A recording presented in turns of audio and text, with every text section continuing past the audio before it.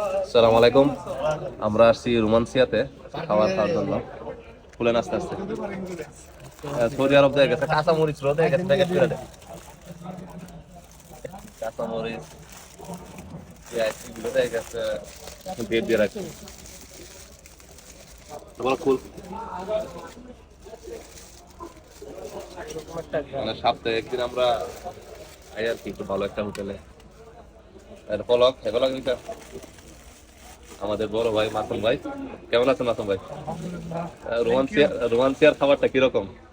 সেরকম তোমাকে অনেক ধন্যবাদ এরকম একটা নাম সুন্দর আয়োজন করার জন্য। নাম না আইসেন, অনেক খুশি হয়েছি।